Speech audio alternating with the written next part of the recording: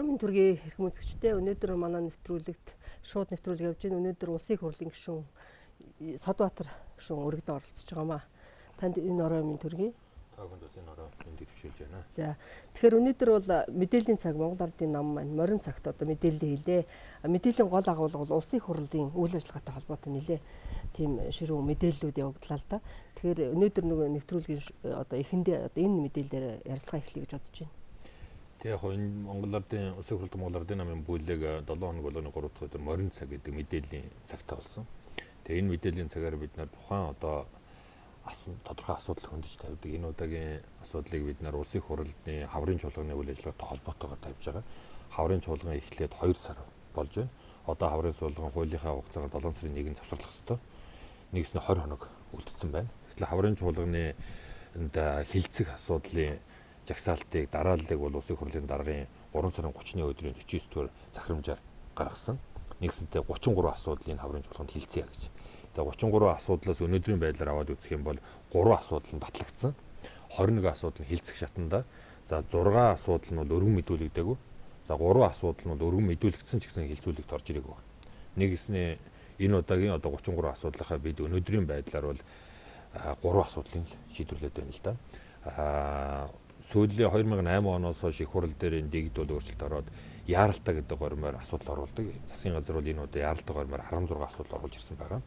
За эндээс бол нэг 5-6 асуудлыг бас шийдвэрлсэн байна. За бусдууд нь бас хилцүүлгийн шатанд байж байгаа. Их хурл дээр энэ асуудлууд ингээд их хөрөмтлөгдөж байгаа байдлыг бид нар бас нэлээд судалж үзсэн. Өнөөдрийн байдлаар 2 парламенттай амжаад их хурл дээр бол нэг 124 хуулийн төсөл байж. Нэгснээ хууль санаа зохиогчд нь боловсруулаад тооцоо судалгааг хийгээд өргөн барьсан. Харамсалтай нь тэр хууль санаа зохиогчдын бүр их талдаад хилцүүлэхгүйгээр 68. За 55 нь хилцүүлгийн шатанд очиад анх банк оронд очиж гаццсан. 55 асуудал байгаа байхгүй. Энэ доторх ингээд байдлаар хараад үзэхэд бол ерөнхийдөө улсын хурлын даргын зөвлөл, улсын хурлын даргаас бол тухайн тал 7 хоногийн дараагийн 7 хоногийн хилцэх асуудлын дараал гардаг. Энэ дарааллыг хараад байхад бол ерөнхийдөө бас нэлээд намчирхсан хувь нь үзэмж орсон юм байна уу гэсэн хандлага байгаа юм. Яагаад ингэж харж байгаа гэхээр улсын хурлд Монгол Ардын намын бүлэг энэ хаврын чуулганы хугацаанд 28 хуулийн төслийг хилцүүлэхээр санал болгосон. Энэ 28 хуулийн төслөөс өнөөдөр 8 хуулийн төслөнд хилцэх эсхин шийдэгдээд тэгээд 20 нь бол бүр хилцэх юм ч орж ирэх байж байгаа. Тэгээд энэ 8 дотроос одоо энэ хилцэх эсхин шийдэгдэнэ гэдэг бол их хурлын гишүүд шаардлагатай байна. Хилцээд явах ёстой гэж үзсэн хуулийн төсөл гэсэн үг шүү дээ. Тийм 8 асуудал гэдэг яг тэр 8 асуудал дотроос одоо ард иргэдийн нэлээд хүсэн хүлээж байгаа асуудлууд байгаа. Тухайлбал аж ахуй нэгжийн орлогын албан дотрыг 1% болгоё гэж. Өнөөдөр 10% байгаа тийм. Нэгснээ аж ахуй нэгжийн жилийн борлуулалтын орлогыг 1.5 тэрбум төгрөгөнд 1% болгоё. Бид нар 10 жилийн өмнө татврын 4.10 бодлого гэж бүх татваруудаа 10% болгосон. Энэ дотроос жижиг дунд бизнес эрхэлж байгаа 1.5 тэрбумаас доош борлуулалтын орлоготой байгаа аж ахуй нэгжүүдэд 1% татвар орчинд оруулъя. Үнэхээр тэр аж ахуй нэгжүүдийн Монгол улсын татварт өгж байгаа нийт мөнгөний дүнгийн аваад үзвэл харьцангуй бага байдаг. Нийт Монголын татврын хөрөнгөлөгч мөнгөн юуны 9%-ийг нь л нийт аж ахуй нэгжээ чинь 86% бүрдүүлж байгаа байхгүй. Тэгэхээр тэр 86%-ийн одоо тэр 1.5 тэрбумаас доош борлуулалтын орлоготой байгаа аж ахуй нэгжүүдэд дэмжих ийм бодлого ялангуяа эдийн засгийн хямралтай үед ажлын байраа хадгалж үүдлэг заавал татвараар дарамтлаад авах шаардлагагүй мал гэж харсан. Тэгээ энийг бол хил зэсгэн шийдэх чадвар бас яваагүй гэж.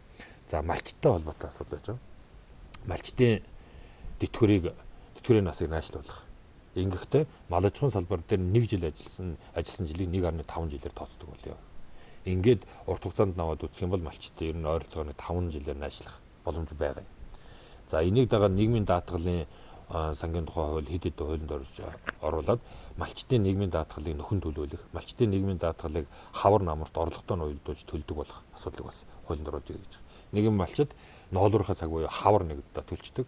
За намар бол одоо 11 сарын сүүлээр ич хоол хийгээд бас нэг хөрөнгө мөнгөтэй болж байгаа шүү дээ. Тэр үед бас төлчдөг. Тэгэхгүй малчтыг энгийн албаа хаагчиг сар болгон одоо төлнө гэдэг тогтмол орлого байхгүй шүү дээ. Тэгэхээр тэр чинь төлөөд авах боломжгүй.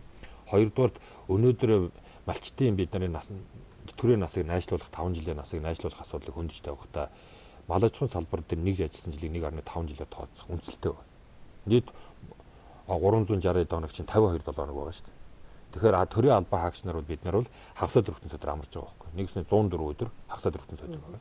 Дээрээс нь Монголын хуулиар амардаг наадмын 5 хоног ч гэдэг юм уу те. Энэ амралтаар нэмэхээр 120 хоног болно. Дээрээс нь төрийн албаа альва албаа хаагчвал 14-өөс 50 гаруй хоног ажилласан жилээс хамаарат ээлж амралт авч байгаа. Малчин хүн бол ээлж амралт авахгүй, хагас өдөр бүтэн сар амрахгүй. Ингээд үзэхээр бол малчин хүн бол жилдээ зүгээр албаа хаагч бусад мэрэгжлийн хүмүүс бол ойролцоогоор нэг 150 хоног амарж байгаа байхгүй. Тэгэхээр бид нар энэ амарж байгааг нь тооцоод үзэхээр 1.5 жилээр тооцох болох юм аа л гэж ингэж үндслээ гаргасан. Тэгээ энэ хуулийн төсөл жишээ нь хил зэвсгэн шийдэгчээд бас яам тооцоо судалгаа хийж гэнэ гэсэн нэрээр бариад байдаг. Энэ мэтлэн ингээд хуулийн төслүүд бол их хурл дээр орж ирээд хууль санаачлагч нарын оруулж ирсэн асуудал бол үзмжээр хандаад байна л гэдэг асуудлыг хөндөж тавьсан л байна. Тэгэхээр их хурл 33 асуудлаас 3 асуудал шийдсэн гэхээр 3 асуудал нь ямар асуудал вэ?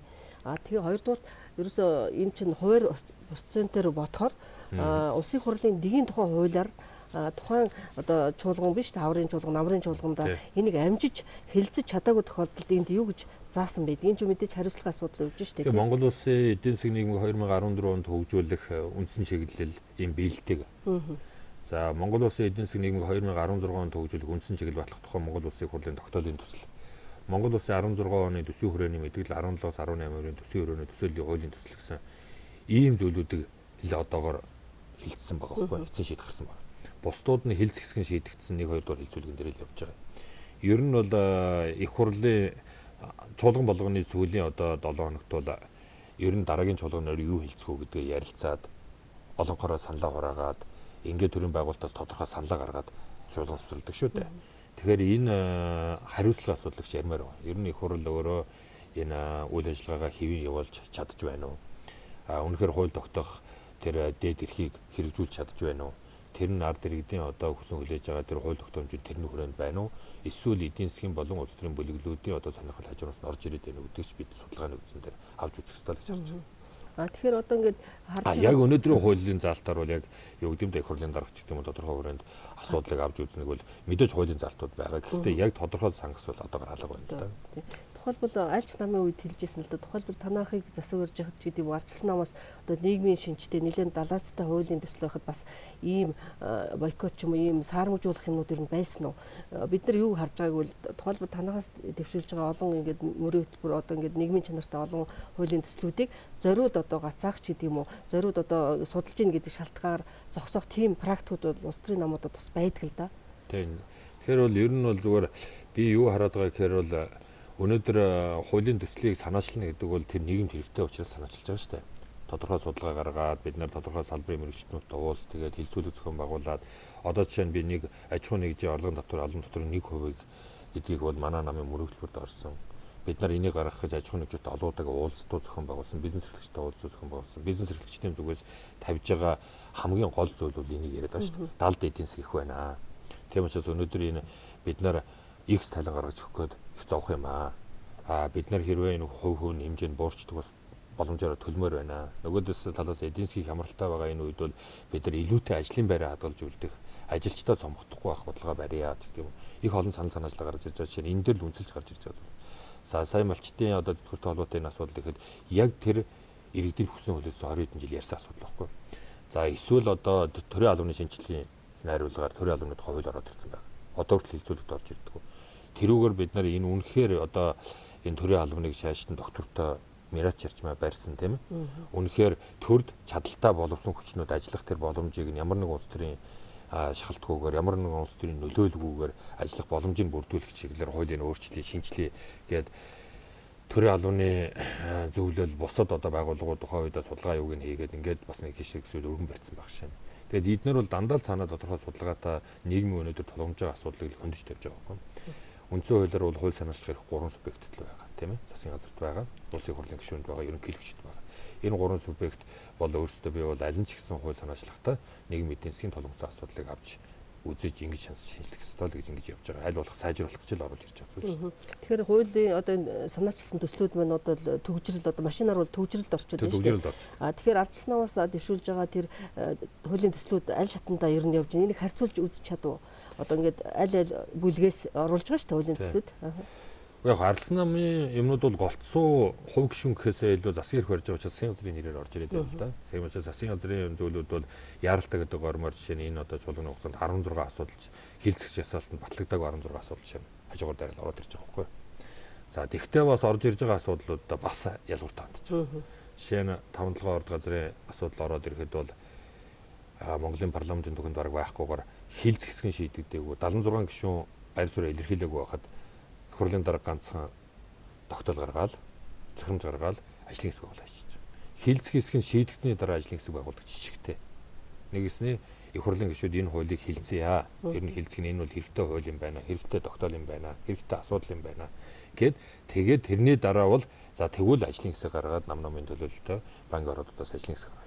5-7 дээр бол хилц хэсгэн шийдэгдээгүй яахан ч мэдэгдэг байхад их хурлын гишүүний бүр ирэх талдаад 76 гишүүний бүр ирэхэд парламентын бүр ирэх талдаад ганцхан хүн 2-3 хүн асуудал шийдэж явцсан байх жишээ.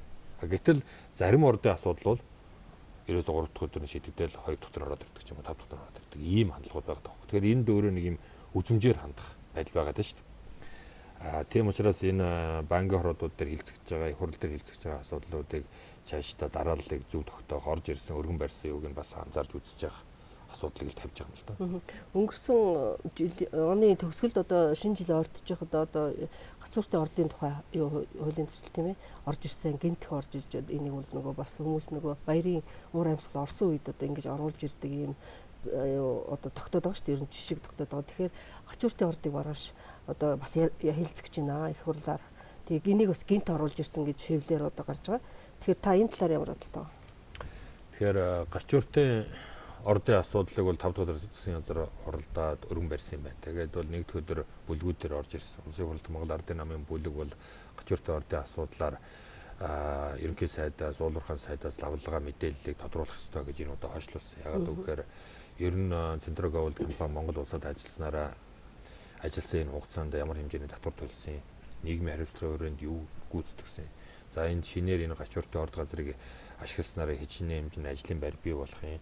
Улсын төсвүүд тэр хэмжээний хөрөнгө мөнгө өгөх юм гэдэг асуудлууд. Нөгөө талдаа улсын хурал өмнө нь намрын чуулганы төгсгөл буюу таны хэлдгээр цагаан сарын өмнө хуралдаж гашууртай асуудлыг шийдэх хүрээнд ер нь 10 жилийн хугацаатай ашиглах ийм богино хугацаатай ажиллах уулуурхаан компани дээр компани хувийг төр эзэмших зөв буруу гэж ярилцж байгаа их хурлын гишүүдийн олонхоор бол ийм одоо 10хан жил 5хан жил одоо 20хан жил ажиллах ийм уулуурхаан энэ бол уулуурхаан бизнесийн хувьд уулуурхаан одоо компанийн хувьд бол харьцангуй богино хугацаа байхгүй. Уулуурхаан компаниуд бол доорож 50 жил 100 жилээр ярьдаг л да.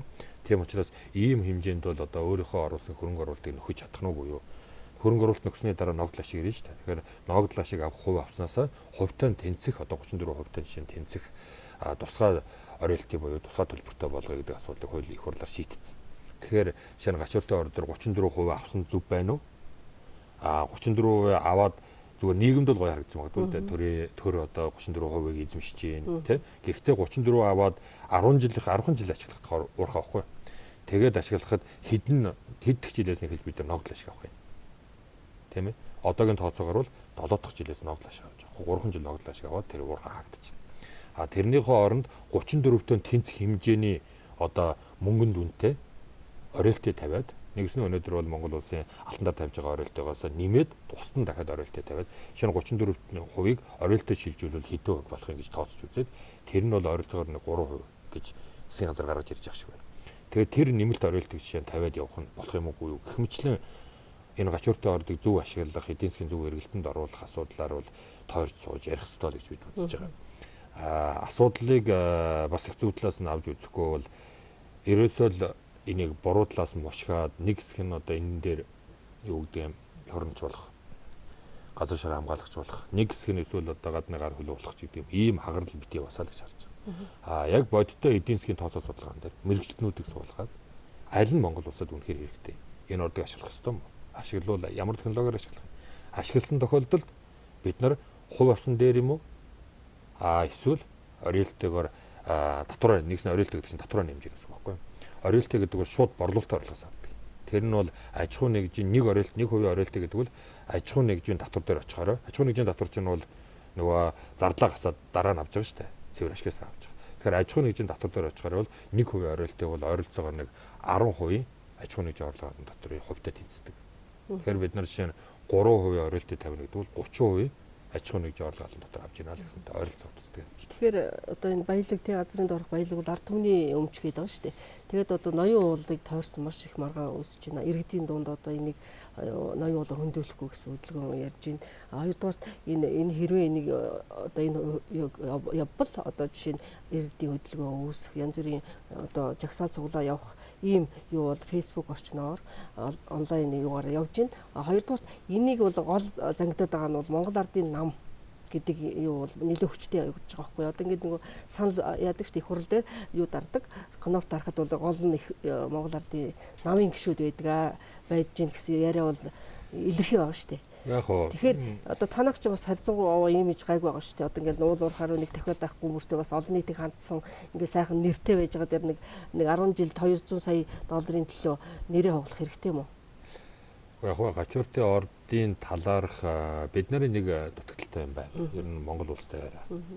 Бид нарын өнөөдөр мэдээллийн их том далаа дотор шүүлтүр яаж хийхээ сайн мэдгүй явж байна. Тийм учраас хин үнэн яриад байгаа нь бас ойлгомжтой. Өнөөдөр энийг телевизээр ярьж байгаа би үнэн ярьж байгаа юм уу? Эсвэл өөр хин нэг үнэн ярьж байгааг яг үнэн хаана байна гэдэг асуудал одоо их тулгдж байна. Ярьж байгаа хүн болгоно л өөрийнхөө үзэл бодлыг баримтлал, хамгаалал. Би бол тэр хүмүүсийг бүгдийг буруутгахгүй байна. Нэгдүгээр бид нар ард нийгэмд амьдарч байна. Хоёрдугаар ихэнх хүмүүс нь мэдээллийн харилцан ядалгүй. Тухайн одоо мэргэжлийнхаа талаас эсвэл тухайн салбарыг мэддэг талаас эсвэл тэр одоо үйл ажиллагааг авж байгаа мэдээлүүд янз бүр байна. Энэ нь санаантай бөгөөд санамсаргүй дотоодын болон гадаадын гар хөлөд орж ийн гэж би харж байна. Тийм учраас энэ уулуурхаатай холбоотой асуудал дээр бид нар мэдээллийг зурсгалыг зөв болгох, үнэн мэдээллийг авдаг байх тэр системээ бий болох талаа их сайн бодох хэрэгтэй юм шиг. Энэ бол өнөөдөрдөө бол баялагын хуваарлтын уулуурхааг тойрсон мэт боловч цаанаа үндэснийг хагалсан, Монголыг хуваасан ийм байдал руу оруулж ийн л да. Тийм учраас уулуурхаа би бол энэ улсын хурлын 76 гишүүн дотор байж байгаа энэ салбарт ажиллаж байсан, сайдмч байсан, агентлагийн даргамч байсан, хяналтын даргамч байсан. Энэ чиглэлийн бас мэргэжлийн жоохон гадарлна. Тийм учраас гадралдаг учраас нэг нөгөө хэлэхэд парламентын төвшөнд дуурдаг. Гадралдгүй юм дээр бас дууга хураадаг. Тийм учраас яг өнөөдөр бол ноён уулыг Монгол улс тусгай хамгаалтанд авах хэрэгтэй. Би улсын хурлыг бас ийм шийдвэр гаргасаа гэж хүсэж байгаа. Засгийн газар улсын хурлын гишүүд ноён уулыг төрийн тусгай хамгаалтанд авах тогтоолын төслийг санаачлаад өнгөрсөн 7 хоногийн засгийн газрын хуралдаанаар энэ одоо асуудал шийдэгдсэн. Тэгэхээр ноён уул бол буюу Монгол түмний их өвийг хамгаалж авч үлдсэн ялангуяа хүнүүгийн гэж нэрлэгддэг тэр үеийн түүх дурсгал бит болон бит өвийг авч үлдсэн тэр хэсэг бол төрийн тусгай хамгаалтанд байна. Гачууртын орд ноён уултай хэрхэн холбогдох вэ гэдэг асуудлыг мэргэжлийн хүмүүст боолгоо гаргах хэрэгтэй. Нэгэсний нэгдүгээр уулуурхаа салбарын хүмүүс үнэхээр яг тэр одоо энэ ухах гээд байгаа газар дээр ямар байгаа гэдэг ард түмэнд харуулах хэрэгтэй байхгүй юу? Яг бодтой байдал. Яг бодтой байдал. Үнэхээр байгаль зүтгэх гээд байгаа. Үнэхээр ингээ мод ургацсан, цэцэг жимсэн дэлгэрсэн газар юм уу? Эсвэл 1992 оноос 99 он хүртэл шороо ордын авахны хэдлэр дээдлийн монголчууд ухаан хийдсэн онг шороон доор байж байгаа уул суурийг авах гээд байгаа. Бодтой байдал бол тэр шүү дээ. Монгол аж ахуйн нэгжүүд лицензийг аваад дээдлийнхэн шороо ордыг ингэж усаар буудаад алтыг авж ягаад уул суурьнд байсан тэр хүддэр буюу одоо үндсэн орд гэж алтны үндсэн ордын тэр хад чулуун тулсан тэнд нь үндсэн орд байсан. 97 онд нэгдсэн. Тэр нээсэн компани Гацуурт гэдэг компани. Ингээд тэр компани дээр байж ягаад дараа нь энэ Центрог Голд гэдэг Канадын харьяалт энэ компани шилжүүлсэн. Тэгэхээр яг тэр олборлт хийж байгаа газарт хэрвээ түүхийн дурсгалд, археологийн дурсгалд зүйл байх юм бол өнөөгийн хуулиар аврам хамгаалах хийх эсвэл зогсоох хуулийн залтууд нь байгаа байхгүй юу. Гэтэл яг энэ ордыг эзэмших тэр одоо хөндөд ийм зүйл байна уу? Яг алт олборлох газар байхгүй. Та тэрийг яаж нотлох вэ? Палеонтологийн Бороо компаниг мэргэжлийн аль төрлийн газрын дарга. Тэгээ би мэргэжлийн аль төрлийн газрын дарга байхдаа Бороо Голд компани үйл ажиллагаа зогсоож ирсэн. Зогсоож байгаад Бороо Голд компанитай хилцээр хийгээд Монгол Улсын засгийн газрын өмнөөс нэгдүгээр төрхийн өргөтгөлийг үнэгүй авчирч байсан. Тэр юунда тий одоо та нар одоо нийгмийн хариуцлагатай хариуцлага Бороо Gold гэдэг компанид нэг та нар байгуулаад Монголд орж иржээ. Бороогийн ордыг та нар ашиглажээ. Та нар анх орж ирэхдээ ийм өндөр үнэтэй алтны үн өснө гэж тооцоог орж ирсэн. Тийм учраас моральны буюу нийгмийн хариуцлагын хүрээнд Монгол улсад төлбөр төлөөчгээд хилцээр хийж байгаа тэрийг би ахалж байсан юм л. Тэгээд энэ нэгдүгээр эмнэлгийн өргөтгөлийг авчирсан. Ямар өргөтгөл болсон бэ нүү? Техник тоног төхөөрөмж юмтайгаа нийлээд 10 гаруй сая доллараар босч байсан тухай үед. Тэгэхээр тэр хавийн газрыг би нийлээ сайн гадарлаа. Тэгэхээр Бороо Gold ч ерөөсөө нэг 50 жилийн нөөц яагаад ямар татваргүй яасан гэсэн бол ерөөсөө чихэнд уяатай. Үнэ л дээ. 1999 онд шиг санагдаж би оны онд уршиж магадгүй. Сангийн сайд байсан Бааврыг сангийн сайд байх үед Бороо Gold компани тогтвортой байдлын тэр үеийн хуулиар тогтвортой байдлын гэрээ байгуулж өгсөн. Тэр тогтвортой байдлын гэрээний хүрээнд ажилласан. Үнэн. Тэр хөрөнгө оруулагчдын буруу юу зүгээр Монголын шийдвэр гаргасан хүмүүсийн буруу юу гэдэг асуудал яригдэн штэ. Альч ер нь гаднаас ирж байгаа хамтарч ажиллаж байгаа хөрөнгө оруулагч харилцан ашигтай хамтын ажиллагааны л асуудал ярьж байгаа. Тэгэхгүй бол хизээч өнөөдөр хингууч монголчуудад ирж буян хийхгүй. Ер нь бол зах зээлийнхаа жаваар хийхгүй штэ. Тийм учраас тэр буян хийхгүй учраас бид харилцан ашигтай тэгээд хоорондоо тохирсон хууль дүрмийнхаа хүрээнд л ажиллах л асуудал байхгүй юу? Тэгвэл Ирёдинта компани ирээд буян хийхгүй, Центро Gold буян хийхгүй, дайж Монголын хоёр хүн хоорондоо ч баг буян хийхгүй байгаа шүү дээ. Тэр чинь хүний юм. Тэр утгаараа яг тодорхой хууль тогтоомжийнхаа хүрээнд ажиллах асуудлыг зарчмаад ярих асуудал байхгүй юу? Танах 10 төгрөг болж байгаа бол манайх 10 төгрөг болж гэдэг юм. Энийг л яг хуулийн хүрээнд тэгэхгүй танаа 10 төгрөгийг би зуцлнаа авахгүй гэж хэлчихэд оруулж ирсэн хойноо авна гэж хэлж болохгүй шүү дээ. Тэгэхээр энэ яг тоглоомын дүрм гэдээ би хэлчихье. Зүгээр ер нь бол хууль тогтоомж байх ёстой гэрээ хэлцлийн асуудал. Энэ нь ойлгомжтой байх ёстой. Энэ нь ойлгомжтой байж бид нар энэ хүн төрөлхтний энэ 7 тэрбум дотор явна шүү дээ. Тэгэхгүй бол Монгол ганцаараа энэ дотор амьдарч чадахгүй. Бид нар хүссэн ч энэ эдийн засгийн интеграцид орно. Соёлын энэ интеграцид орж ийн өнөөдөр тийм. Тэгэхээр энэ том энэ урсгалд орж байгаа учраас бид нар монголоороо үлдээж монгол өөрсдөө авч үлдэхийн тулд нэгдүгürt монголчууд ийм нэгдэлтэй байх ёстой. Хоёрдугürt монголчууд хамгийн гол юм би ийм нэгдэл гэж бодож байгаа. Хоёрдугürt монголчууд зарчим дээр байх ёстой. Дүрм журам дээр байх ёстой. Нэгэсний хуулийн засаглал нь тун ойлгомжтой байх ёстой. Гуравдугаарт бид нар хэлсэндээ байх ёстой. Гадныхныг оруулж ирчээд бид тэр гадныхыг хамгаалаад байгаа юм биш. Альч гадных нь бид ч өөр оронд очдог. Альж уучлаар янз бүрийн тохиолдолоор.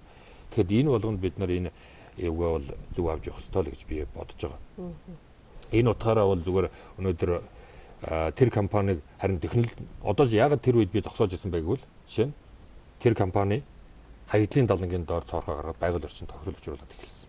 Манай иргэний хөдөлгөөнүүд тэрэн дээр хамт оролцсон. Бид нар хамт орж очсон. Тэгээд зогсоож ирсэн. Энэ үшиг үнэхээр хууль дүрмж өртсөн. Байгаль орчинд юм уу хүний эрүүл мэндэд тохиролтой үйлдэл хийвэл бид Монголын төр асуудал гаргах ёстой шүү дээ. Хууль дүрмийнхаа дагуу орж ирж байгаа асуудал нь бол бид харилцаа ашигтай хамтын ажиллагаа хүрээнд шийдэх ёстой гэж харж байна. Тэгэхээр ноён уулын талаар ярихад нөгөө голууд нь шүү дээ. Голууд одоо хүнслийн хэмжээ одоо хэд дахин нэмэгдсэн мал хүн амтнд одоо ингээ хор нөлөөтэй болох нь тодорхой болчихжээ гэд Германы Мойстер одоо ажиллаж байгаа эрдэмтэд тодорхойлцсон гэдэг байгаа байхгүй юу? Тэр мэдээлэл юу та нарт ирсэн үү? Яг тийм тодорхой мэдээлэл ирээгүй. Хэрвээ ирээд байж байгаа бол тэгтээ нэг зүйл байдаг. Монголын уулуурхайн салбараар дамжаад Монголын эдийн засагт, Монголын аюулгүй байдалд гадныхны гар хөл маш их орж байгаа. Манай зарим иргэний хөдөлгөөнийхний цаад талд гадны хүмүүс байдаг. Тэд нар одоо ямар ашигтай байдгийг тэд нар. Ягаад тэгэхээр Европ парламентод сонгогдохын тулд Arriva компаниг, Iriotinto компаниг юм уу хин нэгэн компаниг муулах ёстой ногоо номод байдаг. Европ парламентын тулд. Эсвэл гатын зах зээл дээр нүүрс борлуулахын тулд, төмөр борлуулахын тулд, зах зээлээ алдахгүй тулд Монголын дотор нь хуваах, дотор нь янз бүрийн тоглоомын үйл ажиллагаа явуулах ийм аргачлалууд явж байгаа. Ийм учраас бол бид нар энэ мэдээлэлтэй байгаа, энийг харж байгаа гэсэг нь бас зөв дугаарч ялангуяа би мэргэжлийн хүмүүсийг, салбарын хүмүүсийг зөв дугаараасаа л гэж боддог. Яг энийг гадарлаж байгаа, ийм мэдээлэлтэй байгаа, энийг харж байгаа энэ хэсгүүд нь бас зурхгүй хошоо их сууж гинүү даа л гэж. Нэгснээ өнөөдөр Монголд бас мэргэжлийн хүмүүсийн дуу хоолой дутагдж байна. Тэгэхдээ мэргэжлийн хүмүүстэй очиод хэлэхээр сонсох чих байгаа болоо даа л гэж яриад байгаа шүү дээ. Тэгэхээр нийгэм бас үнэн үгийг сонсож гинэ үгүй юу? Хатууч гэсэн үнэн үг сонсох хэрэгтэй. Нөгөө талдаа бид нэр асуудлаас бас их хойш суудаг болчихдог. Миний залууны хувьд парламентд сууж байгаа хүний хувьд эмзэглэж байгаа нэг зүйл. Асуудал нэгтэд тулаад ирсэн бол хин нэгэн шийдэж таараа шүү дээ. Өнөөдөр бид нар улс дээр эдийн засгийн хүндрэлд орж байна. Валютын ханш өсөж байна. Юм худалдаа авахгүй байна. Иргэдийн амжиргаа хүндэрж байна. Энэ асуудлыг шийдэл явах хэрэгтэй шүү дээ. Шийдэхин тулд гарц гаргах хэрэгтэй.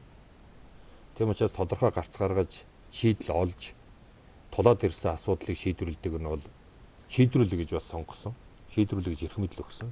Тийм учраас асуудлаа Монгол улсын эрх ашигыг нэгдүгээр ирэн бид тавьж зөв тооцоо мэрэгжлийн судалгаа шинжилгээний үндсэн дээр асуудлаа шийдэд явж явах хэрэгтэй гэж бодож байгаа. За тэгэхээр манай нэвтрүүлэг шууд явж байгаа 1919-45 цаар иргэдээс бол одоо асуултууд ирж байна. Би түрүүнд өөр хангаагаас иргэн тэтгэврийн насанд өөрчлөлт орох талаар хууль нь хэлцэгдэж байгаа юм байна. Малчтын тэтгэврийн насыг наашлуулах хуулийн хэлцээрийн талаар нэг тодорхой ойлголт өгөөч бидэнд гэж. За манай нутгаас ирсэн байна. Тэгээд тэтгэврийн насны өөрчлөлт ингэсэн юм аа. Сая бид нараа өнгөрсөн 7 хоногийн парламентын чуулган дээр Улсын хурлд Монгол Ардын намын бүлэг 5 хоногийн хугацаатай тэтгэврийн шинжилгээний бодлогоос завсарлага авсан. Яагаад завсарлага авсан бэ гэхээр Ардсан намын засгийн газраас Ардсан намын сайд байж байгаа Эрдэнэ сайдын зүгээс тэтгэврийн насыг эмэгтэй хүний тэтгэврийн насыг өнөөдөр 55 байгааг 60 болгоё. Эрэгтэй хүний 60 байгааг 62 болгоё гэж оруулж ирсэн. Бид нар тэтгэврийн насыг өөрчилж болохгүй гэсэн. Ингээд банкны хорон дээр ярьж байгаа тэтгэврийн насыг судалж үзье гэдэг үгээр тэр тоонуудыг авахулсан. За энэний дараа сая эцсийн хилцүүлэгт асуудал орж ирэхдээ эрэгтэй эмэгтэй тэтгэврийн насыг тэнцүү болгоно. Ижил төвшөнд авчна гэдэг өгүүлбэр орж ирсэн. Энэ нь одоо эргээд нөгөө нэг судалж үзээд тэгээд айжмаар одоо юу гэдэг эмэгтэй хүний насыг шийдвэл дээшлүүлэх л асуудал цаана яваад байгаа. Яагаад тэтгэврийн насны энэ яг өөрчлөлт оруулах асуудал болчихваа гэхээр 1999 онд Монгол улс эв санааны нэгдлийн зарчмаас нэрийн данс буюу одоо өөрийнхөө төлөө төлсөн нийгмийн даатгалаараа дараа нь тэтгэврт гарахаараа авдаг энэ тогтолцоороо шилжиж байгаа. Тэгээ энэ шилж хүрээнд бид нар жил болгон улсын төсөв дээр тодорхой мөнгийг нийгмийн даатгалын сандаа байршуулах ёстой байсан. Харамсалтай нь энэ 10 хэдэн жил бид нар аль засгийн үед олигтой байршуулж чадаагүй. Энээс болоод нийгмийн даатгалын сангийн мөнгө хуримтлал асуудал үүсгэж байгаа. Ер нь шааштай тэтгэвэр яг одоо урт хугацаанд олгоход хүндрэл учирна. Тэгээд эндээс гарцаа яаж гаргаж яах гэхээр олон гарц байгаа гэж бид харж байгаа. Өнөөдрийн засгийн газар өнөөдрийн Эрдэнэ сайд ямар гарц ганц гаргаж ирсэн гэхээр тэтгэврийн насыг нэмчихэ нэгдүгürt, хоёрдугаарт нийгмийн даатгалын одоо хувь хэмжээг нийгмийн даатгалын шимтгэлийн хувь хэмжээг нэмчихье гэж орж ирсэн. Өнөөдөр бол 14% байгаа. Хувь хүн 7-ыг төлдөг, байгууллага 7-ыг төлдөг. Засгийн газар бол хувь хүн 9-ийг төлдөг, байгууллага 10-ыг төлдөг 19 болгочихъя л гэж. Тэгэхээр энийг бас бид эсрүүцсэн. За 3 дахь асуудал бол бид нар ер нь энэ малчтын тэтгэврийн насыг энэ асуудлыг тусна авч үзээч гэдэг. Тэгээ би түрүү нэлээ тодорхой тайлбарласан жишээ нь мал аж ахуйн салбар дээр ажилласан 1 жил ажиллаж байгаа хүн 1.5 жилдээ тэнцэх хэмжээний одоо ажиллаж байгаа юм байна. Малчид бол одоо хагас дөрвөн сойдроо баярын амралт гэж байдаггүй, ээлж амралт гэж авдаггүй.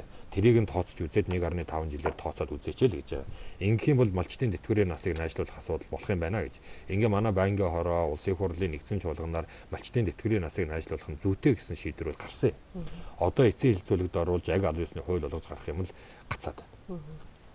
За тэгэхээр уул уурхайг заавал гадны компаниудаар ухуулах хэрэгтэй юм уу? Монголчууд алтны ордоо өөрсдөө ухуулж ухах одоо ашиглах чадaltaй шүү дээ. Ягаад гадныхантай ингээ уялддаг нь ямар нэг эрх ашиг явдаг юм бэ шүү.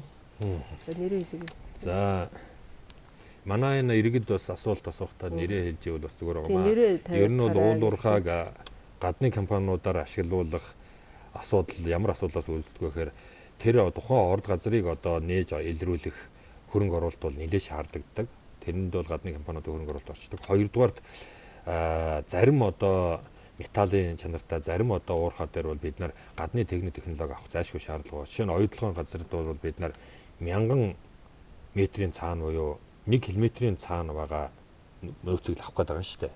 Дэлхийд бол ийм одоо далд уурхай ийм хол 1001 одоо километр шахам доошогоо ороод тэгээд 200 км үргэлжлэх ийм одоо хоолоо татчихж бид нар тэр оюу толгойн нийт нөөцөө бүр ашиглах юм. Зүгээр ил уурхай байдлаар өнөөдрийн ашиглаж байгаа төвшөнд ашиглаад явна гэх юм бол бид нар нэг 25-30 жил ашиглах боломжтой. За энэ цаана байж байгаа тэр 1000 метрийн цаана байж байгаа километрийн цаана байж байгаа тэр нөөцийг авч чадах юм бол бид нар энэ уурхайныг 100 жилийн настай л уурхай болох юм. За энэтэй адилхан одоо алтны энэ шороо орд газрууд дээр бол монголчууд маш сайн техник технологи оруулж ирээд ажиллаж чадж байгаа. Зөвхөн үндсэн ордын тухайд бас техник технологийн хувьд ялангуяа химийн бодисоор голцоо уусан байжуулах технологиор авдаг. Тийм учраас энэ алтны ордуудын үндсэн ордын тухайд бол бид нар бас гадныхантай харьцаж байгаа ийм асуудлууд байна. Зөвхөн Монголын үндэсний компаниуд ч гэсэн хийх боломжтой л доо.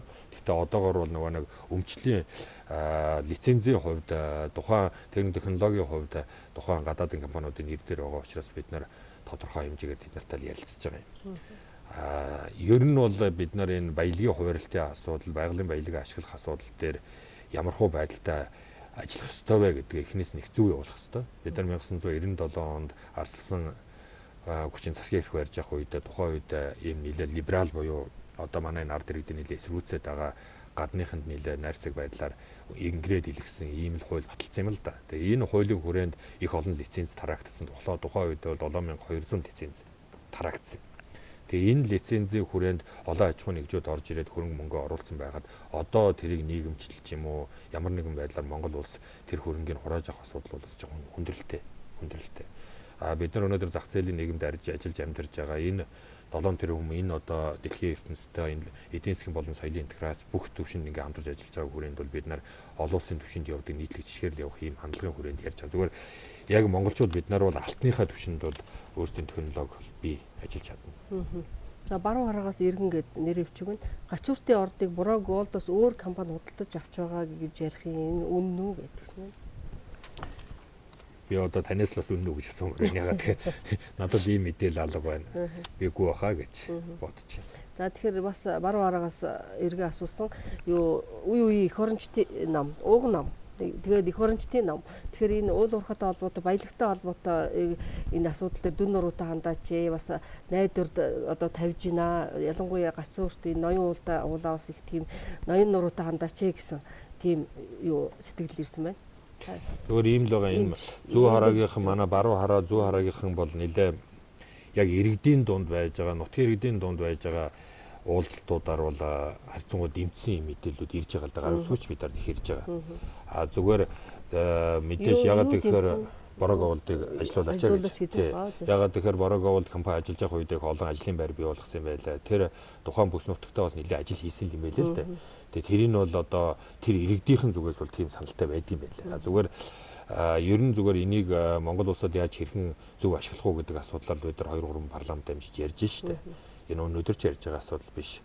Тэгэхээр аль боломжтой одоо хувилбараар ашиглаад явах нь зүйтэй байгаа. Ер нь зүгээр Монгол улсын хувьд бол өнөөдөр энэ уул уурхаагаас нэг тийм гарааны мөнгө босгох хэрэг болчиход байгаа юм л да.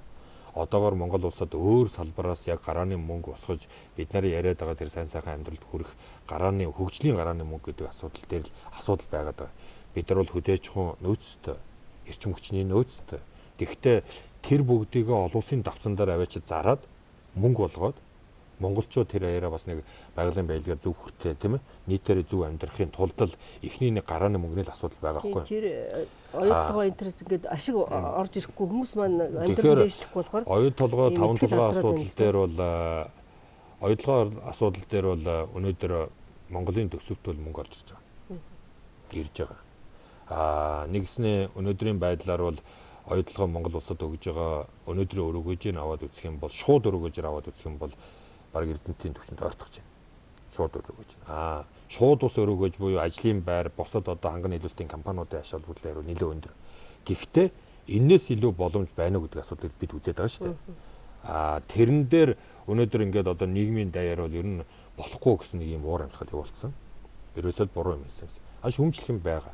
Ээж гэсэн өнөөдөр оюутлогын гэрээтэй холбоотойгоор шүүмжилдэг асуудлууд олон бий. Жишээ нь усны асуудал, оюутлогын зарим технологитой холбоотой асуудал, оюутлогоо дээр гаргаж байгаа манай улсаар тэр валюта манай улсаар явуулахгүй гадна талд явж байгаа асуудал ч гэдэг юм уу. За тодорхой ханган нийлүүлэлтийн асуудлаар тэр үндэсний компаниудыг дэмжих асуудал ч гэдэг юм. Их олон асуудлуудыг бид ярьж болно. Тэгэхдээ нэгдээ энэ одоо гэрээ парламентаар батлагдаад Монголын төрийг төлөөлөд парламент нь батлаад тэгээ явцсан гэрээ байгаа бол харин энэ өнөөдрийн төвцөн хөрсөн үр төвшингээ хадгалаад тэгээд айжмаар бид яаж авах уу гэдэг асуудал байна. Яг тэр манай нутаг дээр байж байгаа. Бид нарын түнш. Тэм учраас хамтраад илүү ашиг олох боломжоо ямар байгаа юм? илүү Монгол улсын эрх ашиг тэнд хангах боломж ямар байгаа гэдэг л асуудал. Тийм ч учраас парламент судалтаа намууд сая хамтран засгийн газар байгуулахдаа 5-7 оюутлогын орд газрыг түгжээд гацсан байсан. За 2 жил. 5-7-ыг аваач Чалкогийн нүүрсний гэрэмэрэтэй холбогдвол гацаага хийсэн. Баахан очоод шахаа хийсэн. Бараа бүтээгдэхүүн байгаа шүү дээ, үнэн шүү дээ. 800 гаруй төгрөгийн өвтөө өнөөдөр Эрдэнэс 5-7 компани хайцсан. Нөгөө оюутлогыг аваачаад 2 дугаар далд уурхаан тэр санхүүжилтийн асуудыг гацаацсан. Нөгөө хамтарж байгаа 90 тонтой компани гадаадад гарч ирээд монголчуудыг аль муугаар хилцсэн. 2 тийш хараа суудсан. Ийм үед л сая засаг байгуулагдсан шүү дээ. Тий, та нөгөө алинд нэтгэх вэ гэдэг шиг. Эрдэнэс 5-7 ч дөнгөж сая ингээд C1-ээр гарч ирсэн маш ашигтай ажиллаж байгаа. Бид нар бол одоо 120 сая орчмыг Чалкод төлбөр үлдсэн. Зээлээ бол бид нар яаж ийна гэсэн юм яриад байгаа. Тэгээ уул нь бол ингээд Монгол улсын төрийн бодлого доктортой байдаг зөв явдаг байсан бол тэр Чалкотой байгуулсан гэрээг бид нар жишээ нүүрсээ 10 жилийн хугацаанд 77-оор гэрээ хийсэн байсан шүү дээ. Өнөөдөр Монгол улс бол 40 хүрэхгүй дотроор нүүрсээ зарж шүү дээ. Гэтэл яг тэр үед засгийн газар 12 онд байгуулах Алтан уугийн засгийн газар байгуулагдах үед бол нүүрсний үн $100 байсан. Үнэн. Тэгтэл $100-ыг яагаад доллар хийж байгаа ингээд л аваа хийсэн. Сарын дараа нүүрсний үн 40 болсон.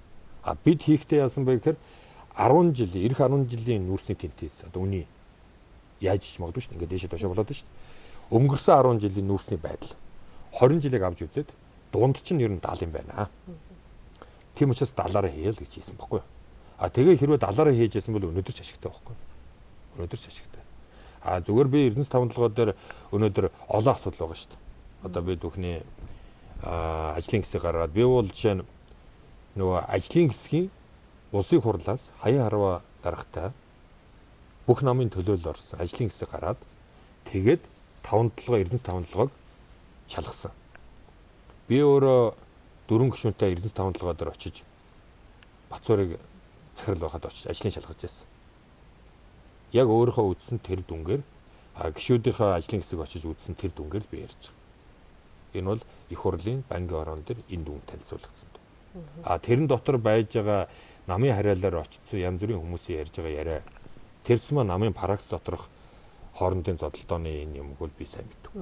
Жишээ нь өнөөдөр бол 5-7 дээр ардсан намын улс төрийн бүлэглүүдийн эдийн засаг улс төрийн бүлэглүүдийн зодон болж шин. Ерөнхий сайд нь өнөөдөр гарч ирээд явуулнаа гэж мэдээлэл хийж байдаг. Их хурлын дарга нь маргааш нь явуулахгүй гэж мэдээлэл хийж байдаг. Энэ бол 5-7 асуудал бол ардсан намын улс төрийнхний эдийн засгийн доторх парагцуудын хоорондын зодооны талбар болчлоо гэж харж байна. Тэнд эрүүл юм ярихдаггүй шүү дээ. Үнэхээр эмсэстэй буруу гэрээ хийцсэн юм уу? Эсвэл Эрдэнэс 5-7-той хийж байгаа гэрээ зөв юм, явах гэж байгаа нь зөв юм уу? Тэнд үнэхээр үр ашигтай эдийн засаг явж байгаа юм уу? Ерөөсөө сая энэ гэрээ яригдахаас өмнө бүгд амтаа болгоно Эрдэнэс 5-7 муу гэж яриадсан. Гэрээний асуудал орж ирсэн 4 сарын 5-наас хойш Эрдэнэс 5-7 шиг гайхамшигтай компани байхгүй гэдэгс би харсан. Ингээд эн чинь ард түмэн алинд нэтгэх юм бэ? Би юунд итгэж байгаагаар их хурлынхаа гишүүдийг ажлын хэсэг халж орсон. Хаяараа гишүүнтэй тэр ажлын хэсгийнхаа дүнд л итгэж байгаа байхгүй. Та түрүү оюутлогыг бас давгүй ажиллаж байна гэсэн чинь оюутлогыг гэтэл нөгөө Эрдэнэтээс 6 дахин том өвчин чадал нь илүү. Гэтэл яг татвар улсад төлж байгаа татвар нь Эрдэнэтээс доогуур байгаа гэсэн. Одоо энэ иргэний хөдөлгөөнүүдийн би нэг судалгаа харж ирсэн. Ийм яг санхүүгийн. Тэгэхээр яг энэ дээр илэрхий байгаа болохоор энэ асуудал яриад байгаа байхгүй юу? Өнөөдрийн оюут толгой өнгөрсөн жил оюут толгой $1.3 тэрбум борлуулалт хийсэн. $1.3 тэрбум борлуулалт. Эрдэнэт бол өнгөрсөн жил миний ойлгож байгаагаар бол $1.2 тэрбум борлуулалт хийсэн. Нэгс нь Эрдэнэтэй ажиллах ажиллаж байна гэсэн үг. Энэ далдуурхаа орох юм бол Эрдэнэтээс 4 дахин 5 дахин том болох юм. Үйл ажиллагаа эхлүүл. Эхлэхийн тулд бид нар миний түрүүний хэлдэг 1000 км газар доор лөө лефттэй ийм хоолой татах хэрэгтэй. 200 км урт хонгол авах хэрэгтэй. Тэрний дараа тэр баялагт бид нар хүрнэ. Ер нь байгалийн баялаг гэдэг бол газар доор байхдаа бол үнц юм муутай шүү дээ. Газар дээр гарч ирээд тэгээ зах зээл дээр зарсны дараа л үнэтэй бол. Тэрийг хийхин тулд хөрөнгө оруулалт хэрэгтэй. Зүгээр одоо жишээ нь би оюутлогоо дээр ямар шүүмж надад жишээ нь байнаагүй л оюут толгой анх гэрээ байгуулж явах үеэдээ байсан тэр мөнгөн дүн яагаад огцон өсвөө гэдэг асуудал бол жишээ нь хүн болгоны толгой. Тэрийг яг юу гэж тайлбарлаж байгаа. Үнэхээр ханшны өөрчлөлт юм уу, техник технологийн үнийн өсөлт байна уу?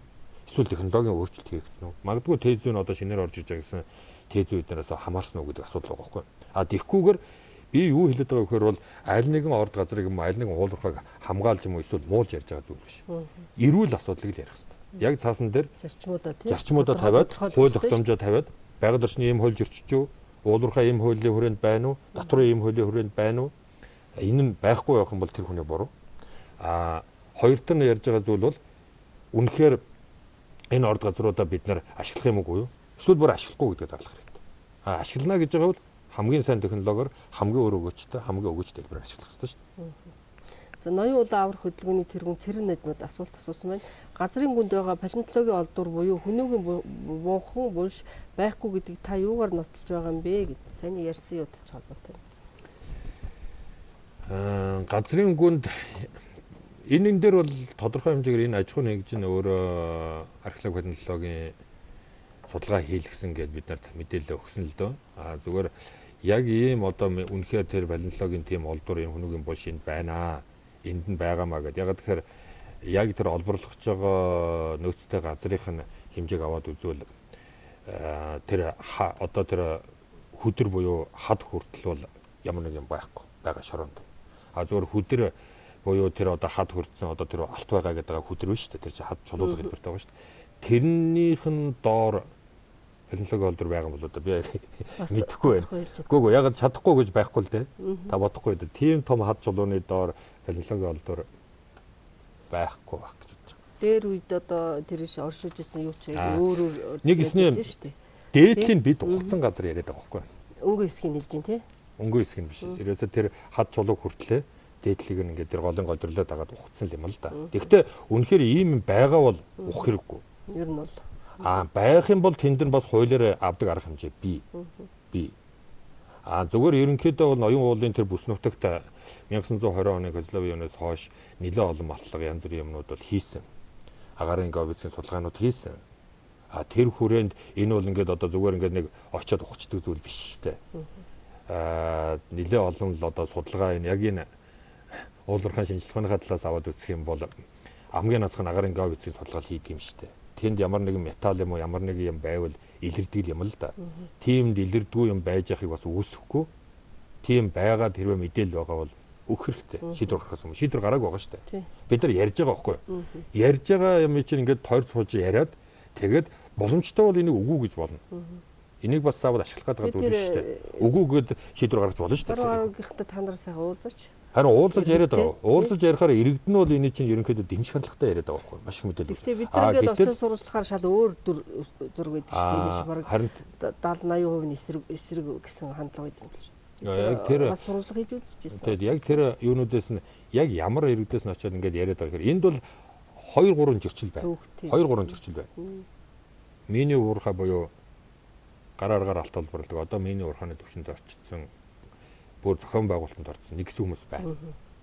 Нэг хэсний энэ зохион байгуулалтад аль ёсоор татвараа төлдөг аж ахуйн нэгжийг хөөж гаргаад оронд нь орох зорилготой. Тийм чиглэлтэй. Хоёрдугаар 16 оны сонгуул ойртож байгаа учраас орон нутгийн сонгуульч улсын хурлын сонгуультч дэвшхийн тулд ард түмэнд таалагдах тэр үгийг хэлдэг хэсэг байна. Гуравдугаарт энэ асуудал дээр уулуурхаан одоо яамч гэдэг юм уу салбарын хүмүүсийн зүгээс энийг ашиглачээ. Энийгээ дагаад эндээс нэг хэдэн алтараад ирмэл алчин өөрөө шууд балиут эдийн засагт нөлөөлчих гэж бодож байгаа хүмүүс байна. За дөрөвт нь энэ рүү орох гэж энэ алт руу шунж байгаа бас нэг хэсэг байна. Хөрөнгө оруулагч байдаг юм уу тэрийг аваад тодорхой ашиг олох гэсэн зорилготой хүмүүс байна шүү дээ. Одоо Централ Голд компаниас хэлээд.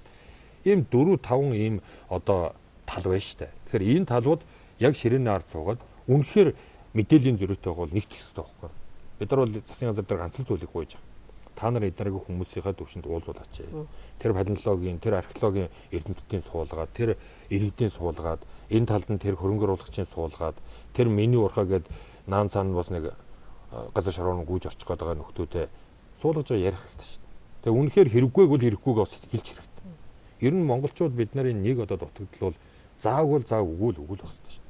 Өгөө бол энэ компаниг өгөө бид нар цаашдаа энэ гачууртыг та нараар ашиглуулахгүй гар гэд гаргаж хэрэгтэй шүү дээ. Ашиглуулах gaaj байгаа юм шиг, ашиглуулахгүй гэж байгаа юм шиг тэгээд нэг ашиглах гэхээр нэг нь хажуунаас орж ирээд ингээд яваад байдаг.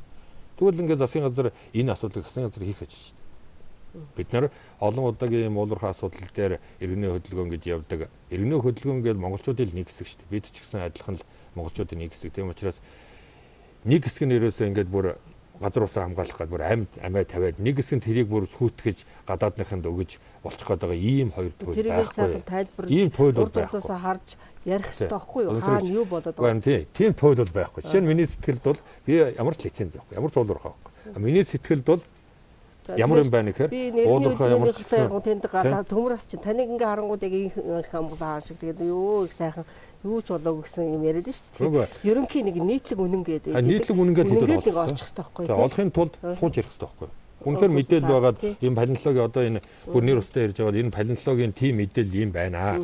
Энд нь ийм олдвор байна. Эсвэл хүнийг энэ ч одоо бүр палеонтологийн олдвор хүнийгийн бош ярьж өөр шүү дээ. Хоёр өөр юм баггүй юу?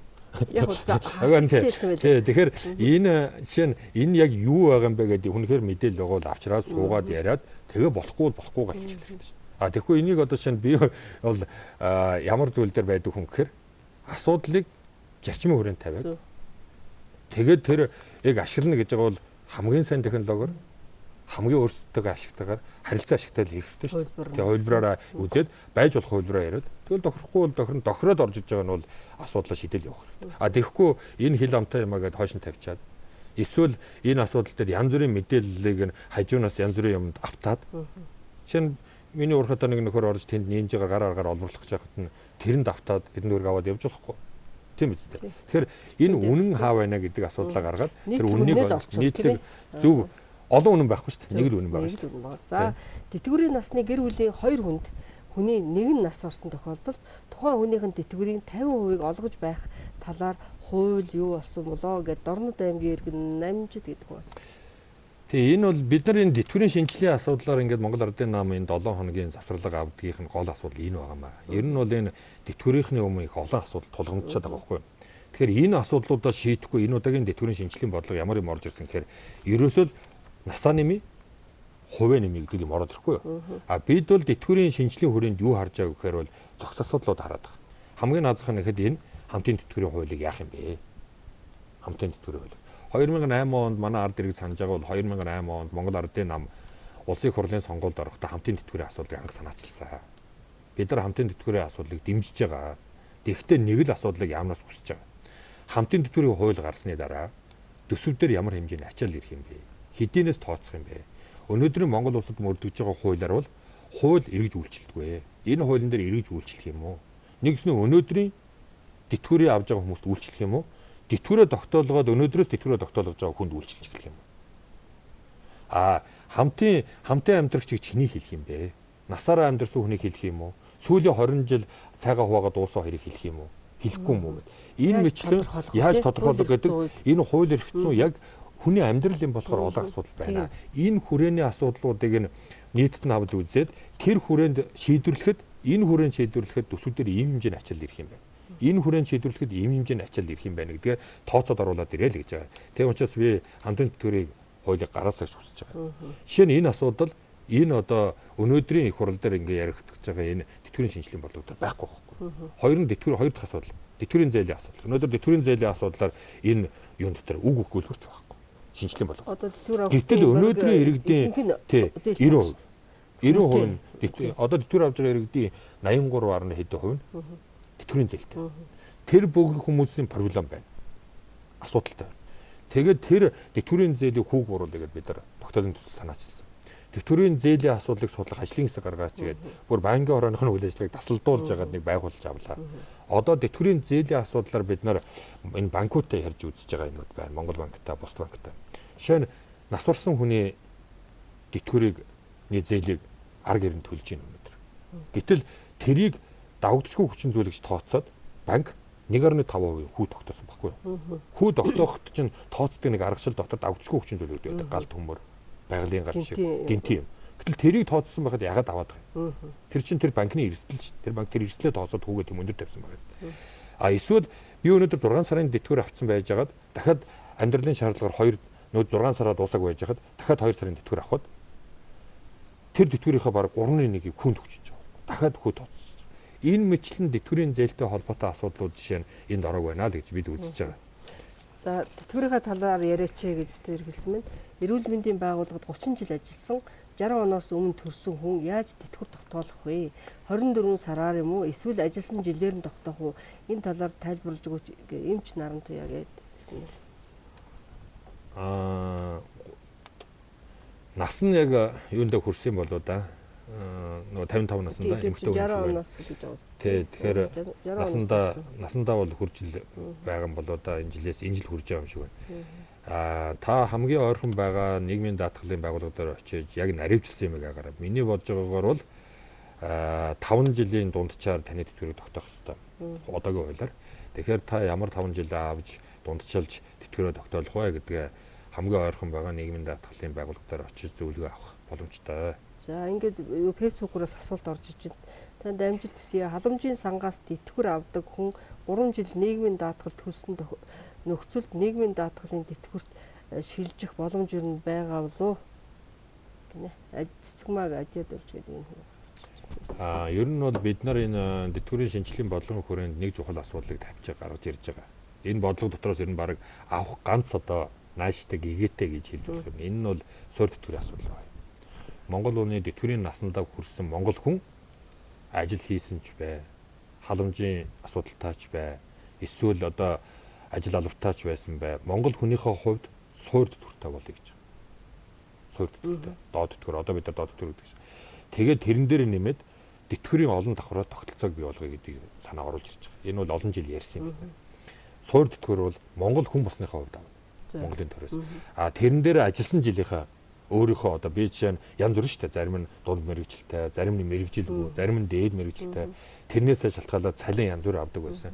Тэрнээсээ шалтгаалаад тэр тэтгэврийнх нь юу дахиж нэмээ гэж. Суур тэтгэвэр бол энэ. Одоо юу гэдэг Монгол улсын хэмжээнд 300 мянга гэдэг. Энэ дээр та бол одоо бас залуу зам насантай зүтгэж ажилласныхаа хүчинд мэдлэг боловсрол эзэмшсэн хүчинд энийг нэмж байна. Энэ дээр чинь нэмээд та хувийн тэтгэврийн бас сан байж болохыг хуульчилж өгч байгаа.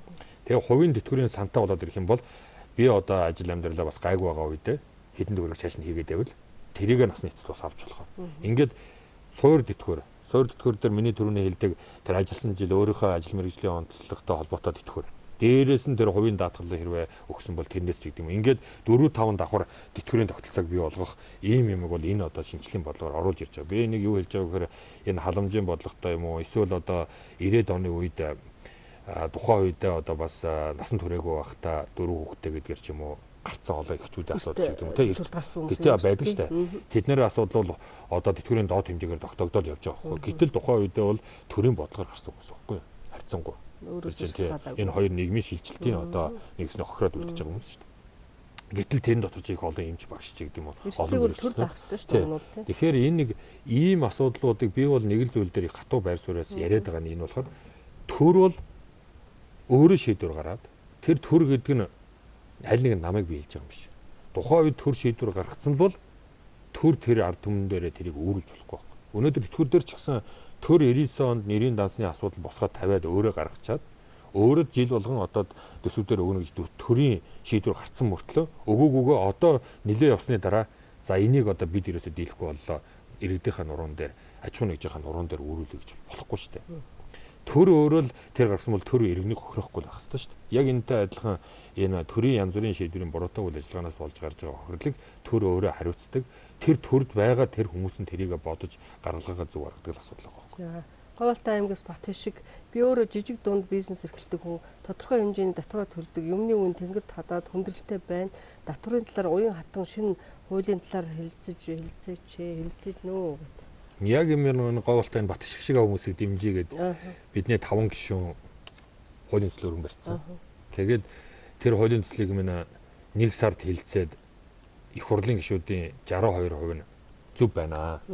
Нэгэснээ жилийн борлуулалтын орлого нь 1.5 тэрбумаас доош борлуулалтын орлоготой жижиг дунд үйлдвэрт хамаарж байгаа энэ аж ахуйн нэгжүүдийг бол 1% татварын орчинд оруулах нь зөв юм байна. Үнэхээр эднээс орж ирж байгаа орлого гэдэг ах юм байхгүй. Нөгөө талдаа тэднэр минь татвар өгөх гэхээсээ илүү хүн ажилуулах, хүн цалинжуулах, өрх гэрээ авч явах, тийм ээ. Энд чинь өөрөө амар том төрөөс авч ирж байгаа ачаагаа хөнгөлж өгч байгаа байхгүй. Тэрийг хийж байгаа энэ одоо Бат шиг ингээд өөрөө жижиг дунд бизнес эрхлээд ар гэрээ аваад амьдрал ахуйгаа аваад явж байгаа ийм хүмүүсийг дэмжсэн татварын бодлого орох ёстой. Тийм учраас энэ хуулийг хилцэж өгөөч л гэж би их хурлд өнөөдөр шаардлага тавьж хэвлэлийн борлол хийгээд байгаа. Ер нь бол давтрын шинжилгээний бодлогыг бид нар эргэж харах ёстой. Үндснийхээ үйлдвэрлэлийг дотоодын эдийн засгийг хамгаалсан хаалтуудыг давтрын бодлогоор хийж өгөх ёстой. А нөгөө талаараа давтар гэж юу юм бэ? Давтар бол нэг талдаа баялагийг эргэж төр аваад нэг хэсэгт нийгмийн хамгаалал байдаг юм уу, төрийн үйлчлэгээ байдлаар тарааж байгаа үйлдэл. А нөгөө талдаа эдийн засгийг удирддаг механизм. Гэтэл өнөөдөр дэлхийн олон улсын байгууллагуудын судалгаагаар Монгол улсын нийт эдийн засгийн 30% далд эдийн засгт байна. Далд эдийн засгт. Тэгэхээр бид нар тэд нарыг ил болгох, эдийн засгаа зөв удирдах, цаашдаа эдийн засгийн зөв механизм бий болох үүднээс давтрын бодлогыг хандуулах ёстой. Давтрын бодлогоор дамжаад үндэсний үйлдвэрлэгч нараа дотоодын бизнес эрхлэгчтэй хөрөнгө оруулагчтай хамгаалах ёстой. Гэх мэтлэн давтрын бодлоготой холбоотой зохион шинжилгээ хийнэ гэж баяр зөвтөр ахлуулсан ажлын хэсэг их хурл дээр байгуулагдаад харамсалтай жил болоход одоогоор ямар ч нэг юм шийдвэр гаргаагүй хүлээгээд байна л да. За нэвтрүүлэг төгсөж байгаа нь сонгоны хайрхан дүүргийн иргэн дорж гэсэн нь оюутлага ашигтай гээд байх юм а өөрсдийн эрх ашигт тохируулахгүй ард түмнийхээ төлөө арга хэмжээ аваачтэй гэж энийг их товчхон л байна. Тэгээ. Яг оюутлага ашигтай ашиггүй del биш л да. Оюутлага зүгээр яг их би юунаас нь яриад байгаа нэхэр оюутлагын гэрээтэй холбоотой асуудал ярил шүүмжлэх болон засах сайжруулах хэвээр асуудал олон бий. А гэхдээ өнөөдөр оюутлага бол Монгол улсад татвараа төлж байгаа нь үнэн. Үйл ажиллагаа явж байгаа нь үнэн. Монгол иргэд бас тэнд ажиллаж амьдарч Монголын аж ахуй нэгжүүд тэнд туслан гүйцэтгэх үйл ажиллагаа явуулж байгаа нь бас үнэн. А ер нь зүгээр оюутлагаа бид нар бүрэн хүчин чадлаар нь ашиглана гэвэл энэ далд уурхаа буюу дараагийн шатны санхүүжилтийг авч үйл ажиллагааг эхлүүлэх ёстой. А гэхдээ энэ авсан гэрээ нь бас сайхан бэлгийн зурсан энэ гэрээг хэр ашигтай вэ гэдэг асуудлыг тойрж ярих бол би суухад бэлэн байна. Хинтэй ч гэсэн. Зүгээр энийг тойроод улс төр хийнэг бол асуудал өөр. Яг суугаад цаасан дээр суугаад 2-ын тоо 3-ын тоо 3 дараа нэмэх нь 3 бол 6 гэдэг тоо ярих бол асуудал ярих асуудал бол олон бий. Би ч гэсэн энэ өнөөдрийн байгуулсан байгаа төлөвлөгөөн дээр ч өмнө байгуулсан гэрээн дээр ч хүмжтэй ханддаг асуудлууд бол байгаа. За тэгэхээр нэвтрүүлэг эхлэхийн өмнө утсаар ирсэн асуулт байна. Чадамжгүй улсын хурлаар үндсэн хуулийг гар хөргүүлмээр байна. Нэгдүгээр Бурмаа Баяр зохион нараар сонгуулийн хар хайрцагны энэ сонгуулийн хуулийг бас тэднэрээр бас гардуулмааргүй байна гэсэн саналыг Чанцалгийн Баянгол дүүргийн утсаар хэлсэн юм билээ хэвчээ. Үндсэн хуульд нэмэлт өөрчлөлт оруулах асуудал сүүлийн үед улсын хурлын төвшөнд ч иргэдийн төвшөнд ч нэлээд яригдж байна. Үндсэн хуулийн асуудлаар оруулахын тулд цог гишүүнээр ахлуулсан ажлын хэсэг гараад ер нь үндсэн хуулийг энэ 23 жил болохтой сайн хууль үүргээ гүйцэтгэсэн байна. Гэхдээ дараагийн 20 жилийн хөгжлийн чиг хандлагыг харуул өөрчлөх шаардлагатай байна гэсэн дүгнэлт гарсан. За манай үндсэн хуулийн эрх зүгээр нэлээд мэрэгчсэн олон эрдэмтэд бас нэлээд судлаад нэлээд зузаан бас дүгнэлт гаргаж өгсөн. Заалт болгоноор нь яаж хэрэгжиж байгаа юм бэ? Ер нь асуул алийг засах юм бэ гэдэг. Ингээд нэг сараас эхлүүлээд Намжимын Батбаяраар ахлуулсан ажлын хэсэг байгуулагдаад ажиллаж байгаа үндсэн хуулийн нэмэлт өөрчлөлтийн төслийг бичих одоогор их хурл дээр орж ирэх байна. Би бол үндсэн хуулинд нэмэлт өөрчлөлт оруулах ёстой гэдэг байр суурьтай байдаг хүн. Өнөөдрийн нийгмийн эдийн засгийн энэ хүндрэл эсвэл энэ улс орны төр засгийн байгаа байдал ард түмэн төр засгтээ итгэлийн асуудал гэдэг олон асуудлуудыг бид нар аваад үзэх юм бол уг үндэстэй үндсэн хуулитай холбоотой асуудлууд нэлээд гарч ирж байгаа. Ялангуяа төрийн эрх мэдэл хуваарлахтай холбоотой энэ олон сонгуул болдог. Сонгуулийг дагас улс төрчлөлт их болдог. Энд чинь бол бүр намаараа талцаад бүр замбраага алдчихж шүү дээ. Энэ бүгдийг засах тэр түлхүүр нь хаана вэ гэхээр үндсэн хуулиндээ байгаа. Хамгийн наазах нь нөхөд орон нутгийн сонгуулийг хийх үгүй юу гэдгээс эхлүүлээд суманд дүүрэг сонгуул хийх шаардлага байна уугаас эхлүүлээд засаг даргын шууд сонгуул явдаг боллогтол тэнд нэг улс төржилт эрс багасна. Аль шатны сонгуульд улс төрийн нам орохгүйгээс эхлүүлээд тийм ээ. Орон нутгийн сонгуул бол өөрөө нутгийн өөрөө удирдах байгууллага. Иргэд өөрөө өөрсдөө сонгох ёстой ч гэх юм. Гэх мэтлэн олон асуудлуудаар бид нар үндсэн хууль дээр өнөөдөр ерөнхийлөгчийн эрх мэдэл, засгийн газрын эрх мэдэл, улсын хурлын эрх мэдлийн хуваарлтаас эхлүүлээд олон асуудлууд байна. За тийм учраас үндсэн хуулийн өөрчлөлтийг уул нь энэ парламентын түүхэн үүрэг бол энэ үндсэн хуулинд өөрчлөлт оруулаад, сонгуулийн хуулинд өөрчлөлт оруулаад тэгээд энэ улс орны өмнө тулгамдж байгаа томоохон эдийн засгийн асуудлууд дээр заа өгөө гэсэн шийдээ гаргаж өгөөд тэгээд баг ард түмэн дээр очиж дүнгээ тавилах зүйтэй гэж би хараад байгаа. За тэгэхээр одоо нэвтрүүлэг төгсгööгээд найруулагч хэлж чинь төгсгөлдөө нэг юм асууя гэж одоо их хурл маань 33 хуулиас ганцхан 3 хуулийг хэлцэж байна. Ерөнхийдөө их хурлын хуралдааны явц байдал сэтгэлд иргэдийн сэтгэлд төдийлөн нийцэх байгаа. 11 сард их хурл маань тарна гэсэн яриа нэлээд тархаад их. Яг та дотор нь байгаа хүний хувьд, улс төрчмийн хувьд энийг юу гэж хэлэх вэ? Одоо иргэдийн яриа хэр ортой юм бэ? Энэ цуу яриа чинь заримдаа үнэн болчихдог шүү дээ, тий. Яг их хурл Монгол улсын их хурал гэж яг бид нарыг хэлж байгаа юм да. Гэхдээ их хурал бол Монголын төрийн цөм, Монголын аюулгүй байдлын бас баталгаа шүү дээ. Зүгээр өнөөдөр ингээд асуудал шийдэж чадахгүй, талцаж хуваагдаад улам нийгмийн эдийн засгийн байдал цаашдаа улам хүндрээд байх юм бол ард түмэн дээр эргэж очиод дахиад нэг дүнгээ тавилахад буруу зүйл байхгүй л гэж харж байгаа. Байхгүй. Ер нь ард түмнээс бид нар сонгогдсон шүү дээ. Тийм учраас ард түмэн хэрвээ үгүй гэх юм бол тэгэл дараагийн үнэ сонгоо явна үз. Хэрвээ зөв байна гэвэл дараагийнхаа сонгоол өгнө. Тийм учраас парламент асуудлаа шийдээд чадаад явж байгаа бол чадамжтай бол бас боломжтой харагдж байгаа. Тэгэхээр өнөөдрийн одоо манай энэ удаагийн парламентын өмнө ер нь парламентын өмнө түүхэн үүргүүд байдаг шүү дээ. Бид нарын энэ одоо 4 жилийн парламентын өмнө гол түүхэн үүргүүд би үндсэн хуулийн нэмэлт өөрчлөлтийг хийх асуудлаа л гэж харж байна. За тэгэхээр өнөөдрийн нэвтрүүлэг жаргаж байна. Өнөөдрийн нэвтрүүлгийн шинжилгээ гэдэг хүрээнд дээр та бол чухал энэ хуулийн төслүүдийн талаар нээлттэй ярьлаа. Тэгээ таны ярианаас нэг чухал юу сэтгэлд одоо үлдсэн нэг нийтлэг үнэн гэдэг юм дээр тогтъё, нэг зарчим дээр тогтъё гэдэг сайхан ойрд сонсогддог сайхан үгийг та хэллээ. Тэгээд танд бол цаашдын ажилд амжилт хүсье. За та бүхэндээ сайн мөрөг хүсэж байна. За ингээд бидний яриаг сонирхон үзсэн үзэгч та бүхэндээ баярлалаа. Баярлалаа.